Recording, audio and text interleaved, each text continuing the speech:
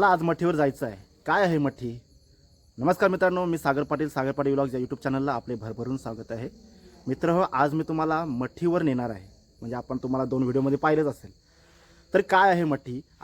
सध्या 2025 चालू आहे आणि जर तुम्ही 20 वर्ष अगोदर जर गेलात, म्हणजे 20 वर्ष अगोदर तुम्हाला एक संवाद सांगतो मी की शाळेमध्ये ज्यावेळी आम्ही जायचो आणि त्यावेळी अशी चर्चा व्हायची की आज आमची आजी मठीवर जाणार आहे. फक्त एवढंच वाक्य. तर आम्ही नेहमी आमची चर्चा मित्रांची व्हायची की मठी कुठे आली, म्हणजे काय असतं. परंतु एवढं माहिती नाही, फक्त सांगायचं की होडीमध्ये जायचं आणि तिथे जाऊन छान अशी महाराजांची समाधी आहे आणि तिथे सोहळा होतो वगैरे, असं बरंच काय अशी चर्चा असायची. परंतु एवढं मात्र लक्षात नसायचं. सहज मी तुम्हाला सांगतो की काय आहे मठी, कुठली मठी, गाव कुठलं, हे काय माहिती नाही. तर तीच मठी म्हणजे आपल्या दादरची मठी, म्हणजे श्री स्वामी परमानंद महाराज आश्रम दादर पेण. तर मित्र हो, आता आपण आमंत्रणचा व्हिडिओ पाहिला, आपल्या जत्रेचा व्हिडिओ पाहिला, तर आता आपण आलो पालखी सोहळा अनुभवायला. मला असं वाटतं की आता कसं आहे की पालखी सोहळा म्हटलं की DJ असतो आणि बँजो वगैरे असतो, परंतु हा पालखी सोहळा कसा असतो माहिती आहे का? अगदी भजनावर असतो आणि इथे देखील फार अशी मजा असते. गेली 3 वर्ष मी सारखी मजा घ्यायला होतो आणि मला छान वाटतं. तेव्हा इथे मी कनेक्ट कसं झालो हे तुम्हाला पुढे मी सांगणारच आहे. आता मी तुम्हाला फक्त सांगितलं की 20 वर्ष अगोदर आमची चर्चा व्हायची की मठीवर चाललो. नंतर कसं मला इथं माहिती पडलं ते तुम्हाला नंतर सांगणार आहे. तेव्हा जाऊया आपण श्री स्वामी परमानंद माऊलीच्या पालखी सोहळ्याला. जय श्री स्वामी परमानंद महाराज. ओम श्री राम जय राम जय जय राम श्री राम जय राम जय जय राम. ओम श्री राम जय राम जय जय राम. एकीकडे रामनामाचा गजर आहे आणि दुसरीकडे आमच्या अण्णा पालखीची उत्तम तयारी करत आहे. पहा, थोड्याच वेळात आता आपली पालखी देखील तयार होईल आणि फार अशी मजा येईल. सध्या सगळं कसं सामसूम आहे ना, पण बघा नंतर हळूहळू मस्त असे गजबजेल.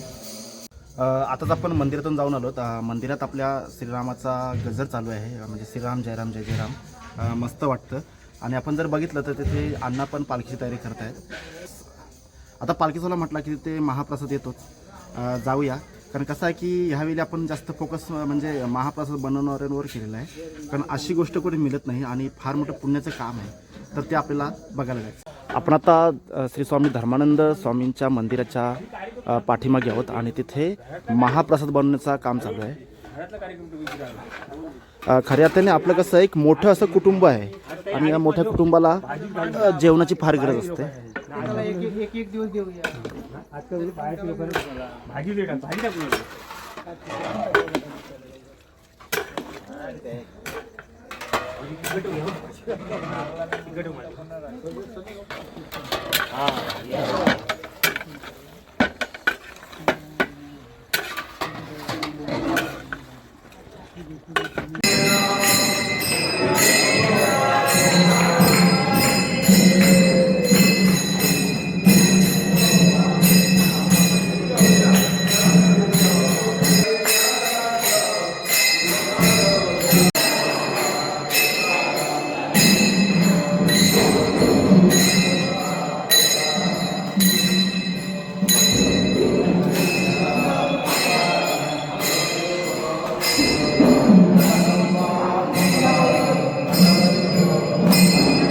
परमानंद महाराज की जय.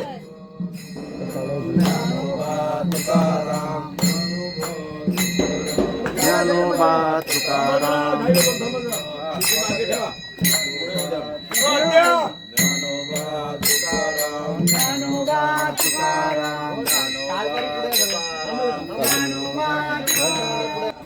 साल 2019 मध्ये गुगल मॅप स्क्रोल करत असताना अचानक आमच्या केलोनी गावचा मी मॅप बघत होतो आणि अचानक मी दादर गावात गेलो आणि तिथे पाहिलं तर श्री स्वामी परमानंद आश्रम असं मला तिथे म्हणजे गुगल मॅपला लोकेशन दिसलं. तेव्हा मी माझ्या काकाला विचारलं की हे काय आहे, तर त्याने सांगितलं की हेच आहे आपली दादरची मठी.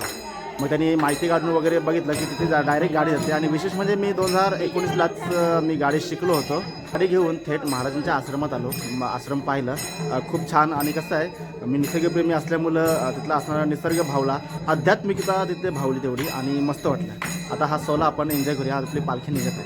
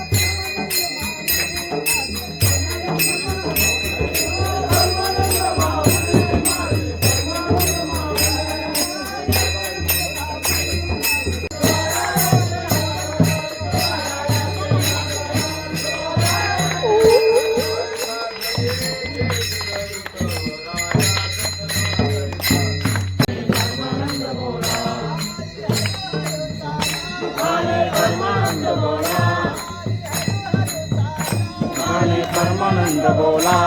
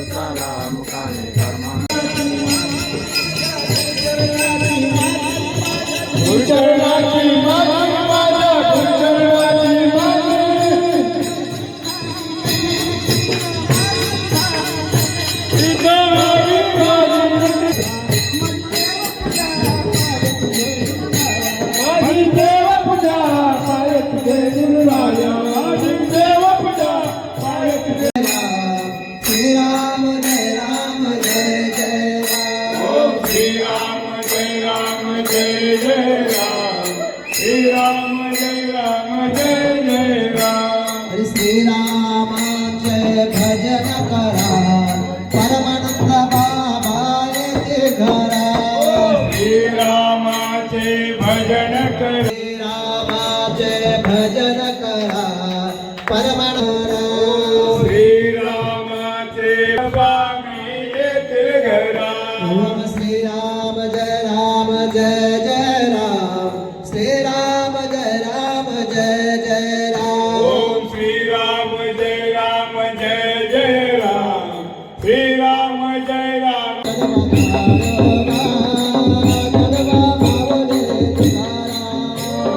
ज्ञानोबा ज्ञानोबा ज्ञानोबा माऊली तुकाराम.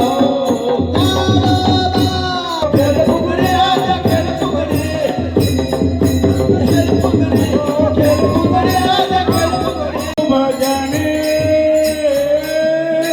नाथ गुरु भजने आम्ही लावून.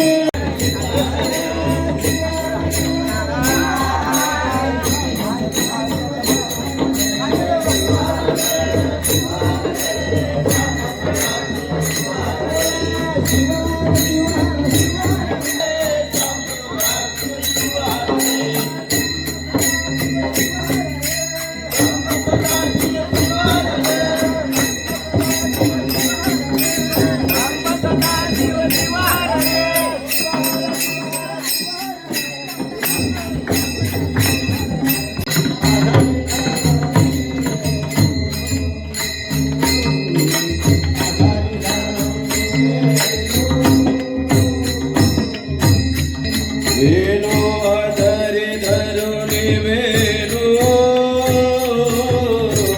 अधरी धरुणी वेणू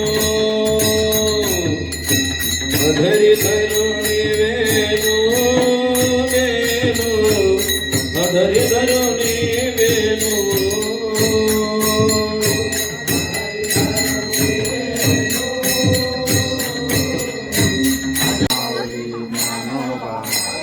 ज्ञानोबा माऊली ज्ञानोबा माऊली. ज्ञानोबा माऊली तुकाराम तुकाराम माऊली तुकाराम. ज्ञानोबा माऊली तुकाराम. ज्ञानोबा माऊली तुकाराम. ज्ञानोबा माऊली तुकाराम तुकाराम. ज्ञानोबा माऊली तुकाराम तुकाराम.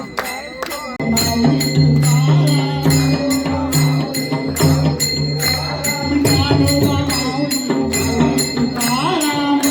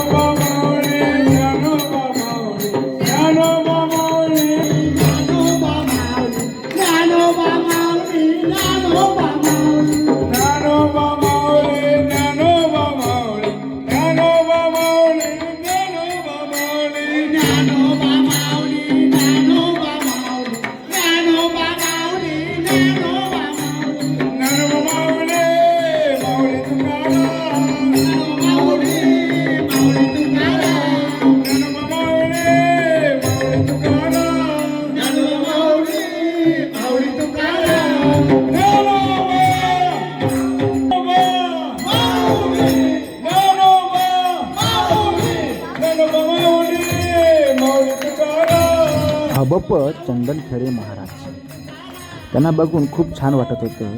एवढे मोठे रामायणाचार्य आमच्या सोबत नाचत होते. कोणत्याही प्रकारचा भेदभाव नाही, काहीच नाही, अगदी निस्वार्थपणे. आपण सर्व परमेश्वराची लेकरे आहोत हीच भावना ठेवून महाराज किती महान आहेत हे त्यांच्या कार्यानुसार समजते. पालखीमध्ये भजनीचा कार्यक्रम हा विशेष असतो. आपल्या डीजेच्या जमान्यामध्ये हे मात्र कुठेही अजूनपर्यंत लुप्त झालेली नाही याची मोठी खात्री आहे. आणि तुम्हाला ह्या मजेचा आनंद घ्यायचा असेल ना तर नक्कीच या आपल्या पालखी सोहळ्याला तुम्ही भेट द्या. यंदा जमलं नाही पण पुढच्या वर्षी नक्कीच भेट द्या.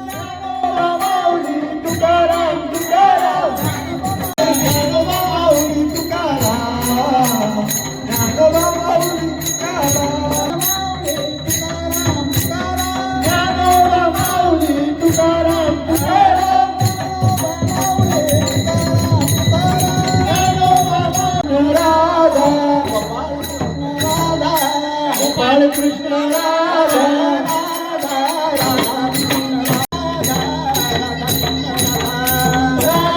राधा कृष्ण गोपाल कृष्ण राधा गोपाल कृष्ण राधा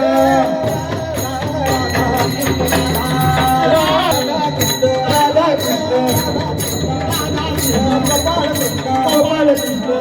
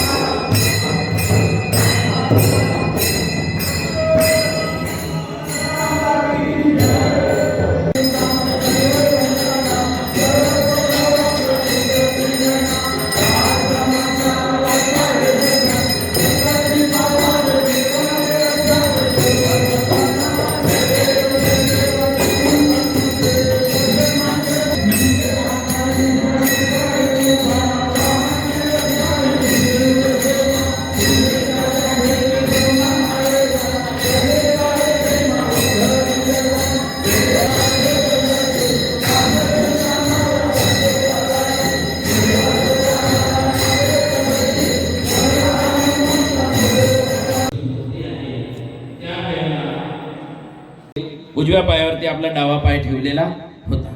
त्याला असं वाटलं भगवंताचा पायाचा पंजा म्हणजे हरणाचा मुख आहे असं म्हणून त्याने व्याधाने आपल्या सरसंधानाची लीला केली. बरोबर आहे, हे तुम्ही मी ऐकलेलं आहे भागवतामध्ये.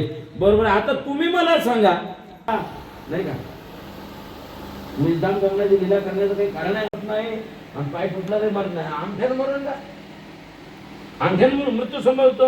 अंगठा गेल्यानंतर मात्र निर्धामाला जाण्याची काही गरज. पण परमात्मेने ही लीला केली महाराज. अरे जो जगाचा काळ आहे त्याला समजा कोण मारू शकेल, मारणारा कोणी नाही, पण परमात्म्याला हे का 7 वृक्षाच्या आडून जो पान मारलेला होता ते वैर जे आहे ते वैर इथं मात्र संपवायचं होतं. कारण ऋण वैर ते देवाला द्यायला ते तर तुम्ही आम्हाला सुटणार आहे का नाही. म्हणून समजा साधा व्याधाच्या हातातील लागले चरित्र जे आहे गाई न ते लीळा चरित्र प्रवाडे रक्षले समगडे सहित गाई. आणि म्हणून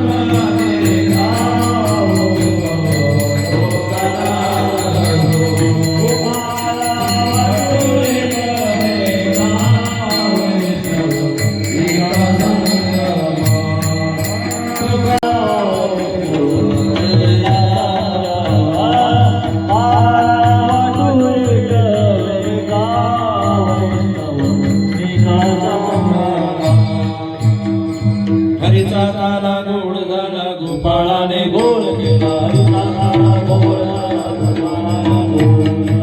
हरीचा ताला गोड झाला गोपाळाने गोविंद गोविंद गोविंद बोलिलेले पुरे वेळी